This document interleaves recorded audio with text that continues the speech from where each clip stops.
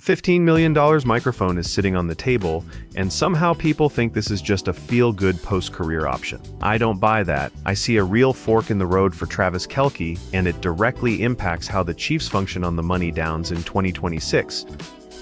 I am Daniel, and we're inside the film room at Red Zone Kingdom. Here's what I see on the tape. Kelce might not be the most explosive tight end snap to snap anymore, but he's still the most spatially aware route runner at his position. The 76 catches, 851 yards, 5 touchdowns, those numbers don't scream dominance. But the film shows something different.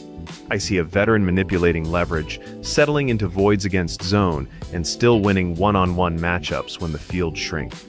In the red zone, space becomes math. The end line acts like an extra defender. Windows tighten. That's where Kelce's value isn't about vertical burst, it's about timing and body positioning. I've watched him pivot at 5 yards, shield a linebacker with his frame, and present a clean throwing surface. That's geometry, that's chemistry, and that's still hard to replace. Now let's talk about the broadcasting angle. If someone's willing to pay $15 million a year for him to talk ball, that tells me the league sees him as more than a player. They see him as a brand, a mind, a presence. That kind of offer creates pressure. Not from the Chiefs, from life, from legacy, from the clock. But here's the football reality. If he comes back for 2026, I expect a more situational Kelce. I don't think the workload needs to be heavy between the 20s. I'd manage him, preserve him, keep him fresh for 3rd and 6, for 2-minute drill, for that high-low concept inside the 10 where he can still box out safeties with gritty balance and elite ball skills. I've noticed late last season he wasn't scheming open as cleanly against sticky coverage when teams pressed him with physical linebackers. That's not decline, that's usage. If the offense restores spacing and forces safeties to widen, Kelce's production spikes without him needing 120 targets. If he walks, the red zone identity changes overnight. You lose the security blanket. You lose the subtle option routes that convert broken plays into chain-moving explosives. More importantly, you lose the trust factor.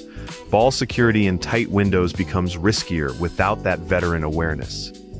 And here's something I don't think enough people are saying. Waiting until 2027 to jump into broadcasting actually increases his leverage. One more gritty playoff run could boost both his market value and his legacy. If I'm reading this right, he knows that.